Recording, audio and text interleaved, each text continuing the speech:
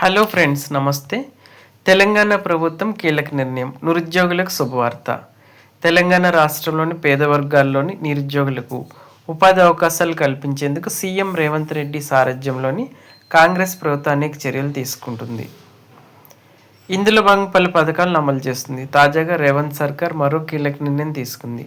రాష్ట్రంలోని ఎస్సీ సామాజిక వర్గంకు చెందిన నిరుద్యోగ యువతకు స్వయం ఉపాధి కల్పించడమే లక్ష్యంగా ప్రభుత్వం కీలక నిర్ణయం తీసుకుంది.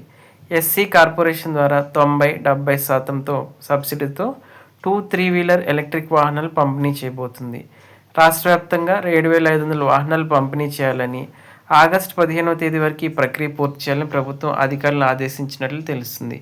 వీటిని పంపిణీ చేసేందుకు 125.40 కోట్లు ఖర్చు అవుతుందని ప్రభుత్వం అంచనా వేసింది. ఇందులో కేంద్ర రాష్ట్ర ప్రభుత్వాలు కలిపి 90% సబ్సిడీ ఇవ్వనుండగా మిగతా 10% లబ్ధిదారుడు బ్యాంక్ లోన్ మంజూరు చేస్తుంది. 2025-26 ఎస్సీ కార్పొరేషన్ యాక్షన్ ప్లాన్లో భాగంగా ఈ వెహికల్స్ ఇవ్వాలని ప్రభుత్వం నిర్ణయించింది. అప్లికేషన్లు స్వీకరించాలని అన్ని జిల్లాల కలెక్టర్లకు ఎస్సీ కార్పొరేషన్ ఎండీ లేఖ రాసిన విషయం తెలిసిందే. అయితే వీటికి గాను లక్షల మందికి పైగా ఎస్సీ నిరుద్యోగులు దరఖాస్తు చేసుకున్నట్లు అధికారులు పేర్కొన్నారు. ఈ పథకంకు సంబంధించి అర్హతలు, గైడ్లైన్స్ను అధికారులు విడుదల చేశారు. 5,016 టూ వీలర్ ఈవీ అంటే ఒక్కొక్క వెహికల్ ₹1,00,000 లక్షలకు, 2,508 త్రీ వీలర్స్ ఒక్కో వెహికల్కి 3 లక్షల గూడ్స్ ప్యాసింజర్ ట్రాన్స్పోర్ట్ ఇవ్వాలని యాక్షన్ ప్లాన్లో పొందుపరిచారు.